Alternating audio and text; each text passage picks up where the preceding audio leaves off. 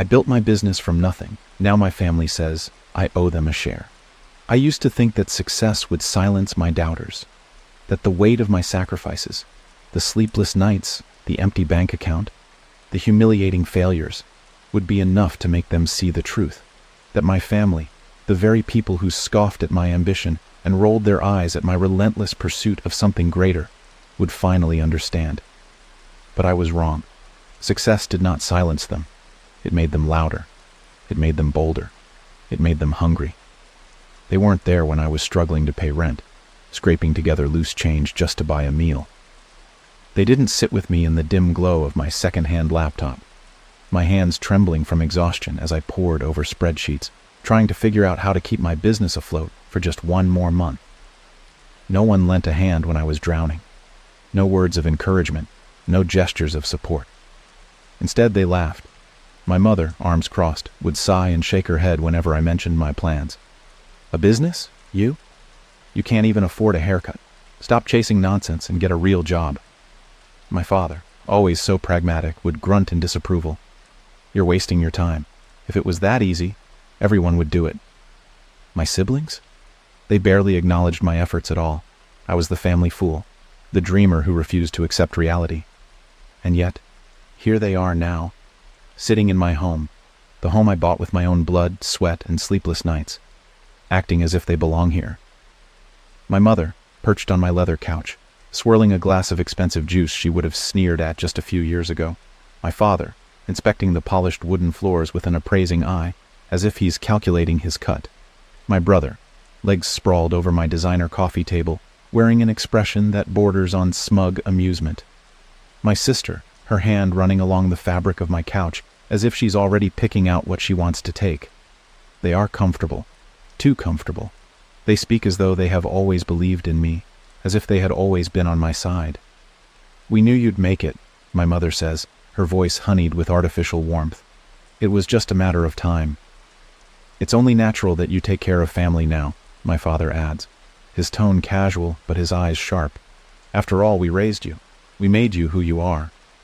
You wouldn't have gotten here without us, my brother smirks. So it's only fair we get something out of it too. Fair. They speak of fairness now, as if fairness had ever been on my side. As if I hadn't built every brick of this empire alone. As if I hadn't been the one to shoulder every burden while they stood on the sidelines laughing. I lean back in my chair, my fingers steepled together as I survey the people who share my blood but not my struggle. My silence makes them uneasy. Good. Let them squirm. And what exactly do you think you're entitled to? I ask, my voice smooth, controlled.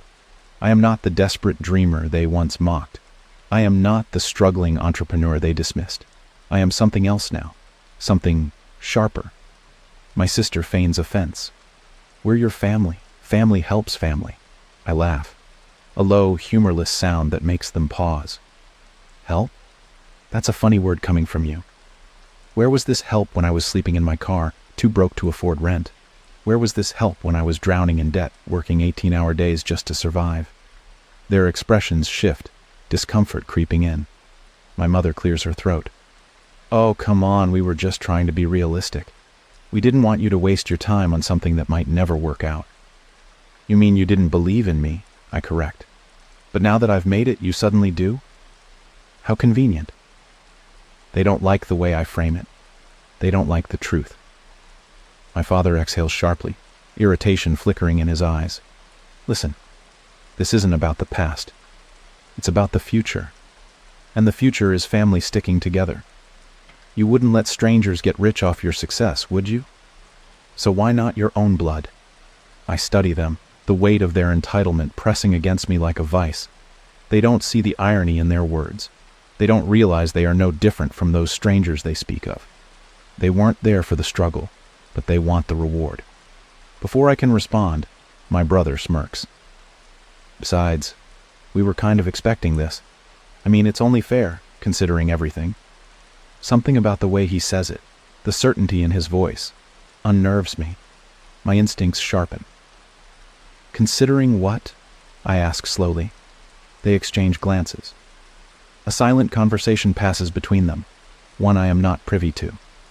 My mother is the first to speak, though her voice is suddenly gentler, almost placating. We just figured you'd understand. After all, it was always part of the plan. A chill rolls down my spine. What plan? My father leans forward, his gaze steady. The business was never just yours.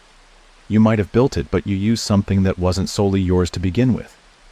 I frown, tension coiling in my gut.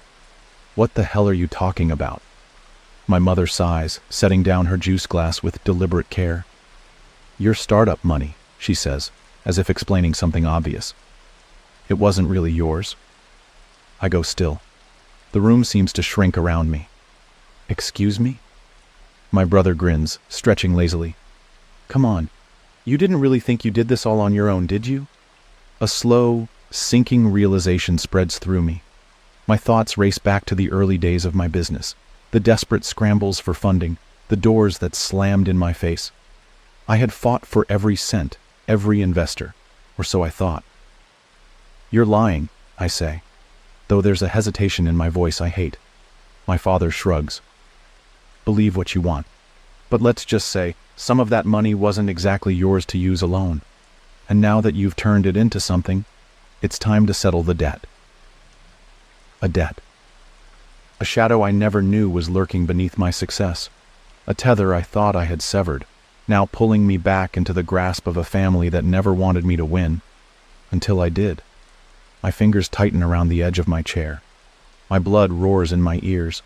They think they own a piece of me. They think I owe them. They think they can take what I built. They are wrong. Very, very wrong. And they are about to learn exactly how wrong they are. The weight of their words lingers in the air, thick and suffocating. A debt. A claim on my success that I never knew existed. My fingers tighten on the armrest of my chair, the smooth leather groaning under my grip. My heartbeat thrums in my ears, but my face remains impassive. I won't give them the satisfaction of seeing the storm brewing inside me. Explain, I say, my voice like steel wrapped in velvet. My father leans back, his eyes gleaming with quiet triumph. He thinks he's cornered me. He believes that whatever leverage he holds is enough to bend me to his will. But he doesn't know me. Not the version of me that exists today. The son who once sought his approval, who longed for his validation, is long gone. It's simple, he says smoothly. The money you used to start your business, it didn't all come from you, did it? You were struggling, looking for funds, and somehow you managed to scrape together just enough to launch. Ever wonder where it really came from? A slow, cold sensation creeps down my spine. I earned that money, I say, my tone sharp enough to cut glass. Every investor, every cent. I fought for it. My mother tuts, shaking her head. Oh, honey, you were so caught up in your dreams you didn't even realize. We helped. Quietly. Discreetly. Help? My voice comes out in a near growl. We made sure you got what you needed, my sister chimes in, her fingers still absent-mindedly trailing across my couch, as if it already belongs to her. You think those investors just gave you the money out of the kindness of their hearts? You think the loans came through because you were just that impressive? I stare at them, feeling something dark and sharp coil within me. My throat is tight, my thoughts running at 100 miles an hour. What did you do? A slow, knowing smile spreads across my father's face. Nothing illegal, of course, he says, in a tone that immediately makes me suspect the opposite. Just facilitated things. Moved some money around, talked to the right people, called in some old favors. You weren't the only one making sacrifices, son. Son. The word feels foreign coming from his mouth. He never called me that when I was clawing my way out of nothing.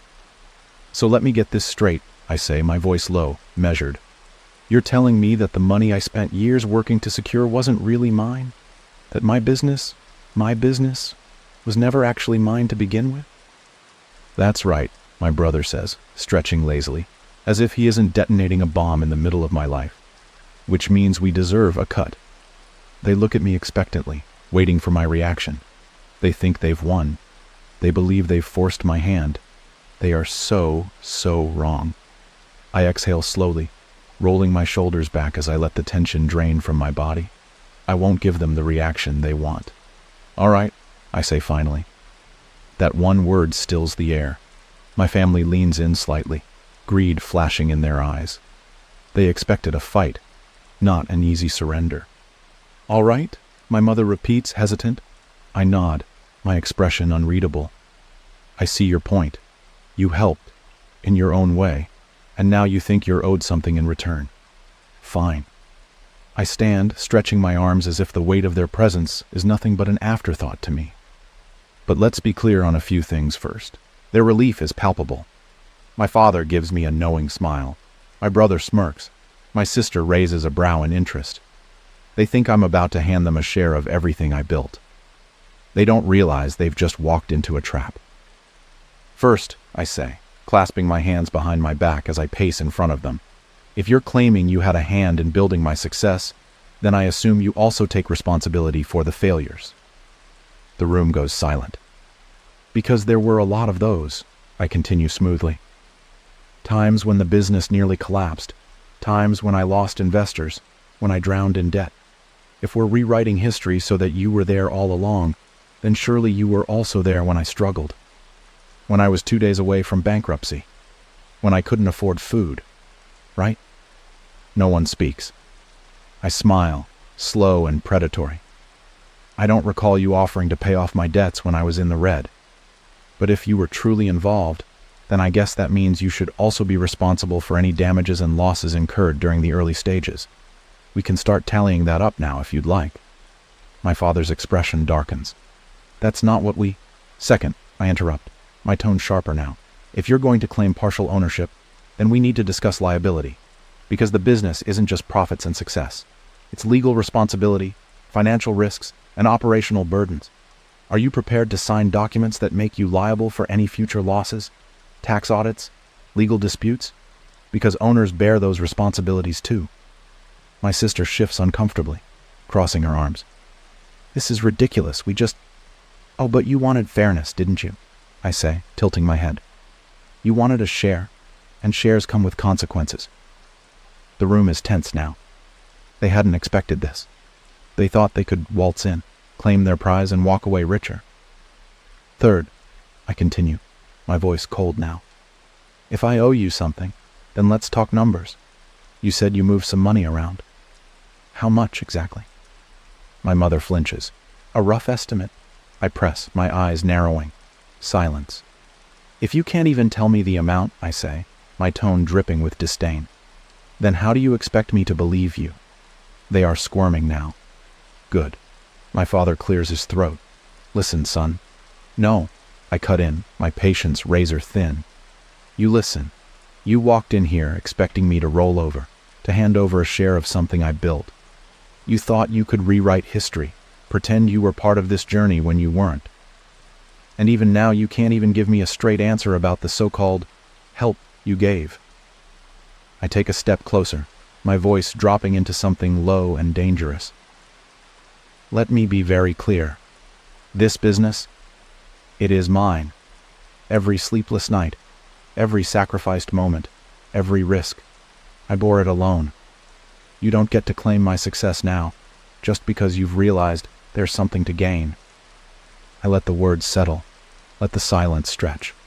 Then, I deliver the final blow. You will get nothing from me. My mother gasps. My father stiffens. My brother's smirk vanishes. My sister's face twists in fury. You can't do that, my father growls.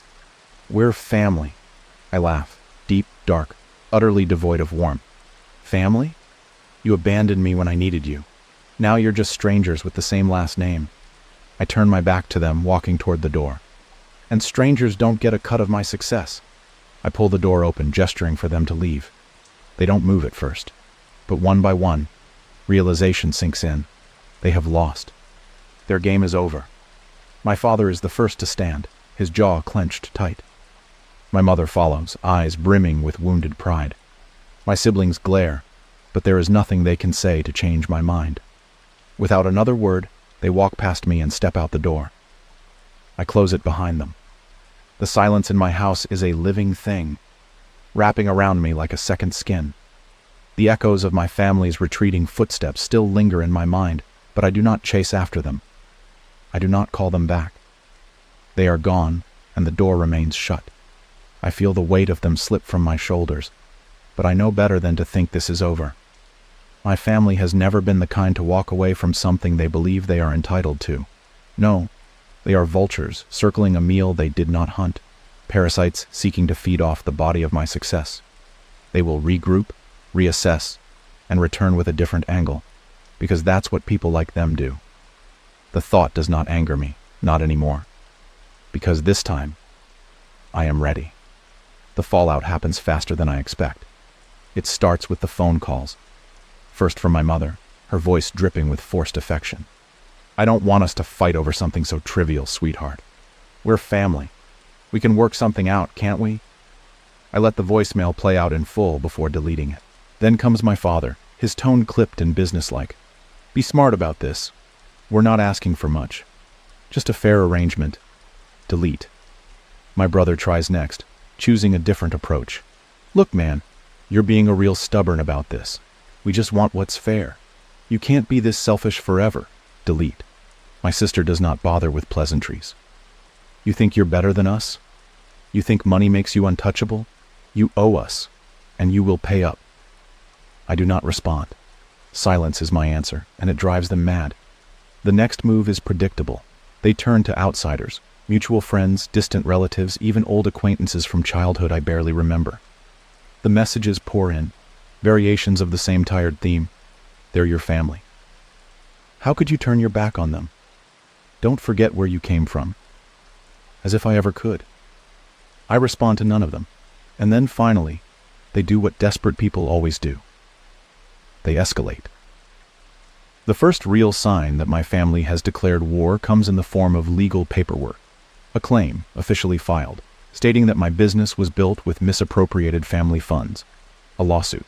I almost laugh when I see it. I send it to my lawyer, who calls me an hour later. "This is garbage. You have nothing to worry about." I already knew that, but hearing it from a legal professional solidifies my confidence. The money that started my business was mine. The investors who backed me were carefully vetted. The so-called help my family claims to have given me? It's a lie. A fabrication they've spun from scraps of reality, hoping to create something that will hold up in court. It won't. I instruct my lawyer to handle it with extreme prejudice. No settlements, no negotiations. I want it crushed before it ever reaches a courtroom. And it is. The claim is dismissed before it can even gain traction, my family unable to provide a shred of legitimate evidence. The humiliation is theirs alone to bear, but they are not finished. When the law fails them, they turn to the court of public opinion. A social media smear campaign follows, posts and messages filled with half-truths and outright lies. They paint me as the ungrateful son, the selfish sibling who abandoned his blood for wealth. They weave a tale where they were my backbone, my silent supporters, my reason for success. The comments flood in, strangers who know nothing of my struggle weighing in as if they have the right. Some believe the lies, others see through them. But it doesn't matter, because I do not play the game they want me to play. I do not defend myself. I do not argue. I do not acknowledge the accusations at all. Instead, I act. I send cease and desist letters to every single one of them. And then, I dig. For years, I have avoided looking too deeply into my family's affairs. I had no reason to. I left their world behind when I built my own, but now, they have forced my hand. So, I hire people, the best investigators money can buy, and what they uncover is delicious. It turns out, my family has secrets, dark ones, financial fraud, hidden debts, unpaid taxes, a trail of questionable transactions that, if exposed, could bring their entire world crashing down. And then, the final blow. The so-called help they gave me, the money they claimed was theirs, it wasn't theirs at all. They stole it. From someone else, an old family friend, a man who once trusted them, who lent them money in good faith, money that was meant for something else, money that was never theirs to give, and they used it as leverage against me. I sit in my office, staring at the files laid out before me. My mind is calm, my decision already made.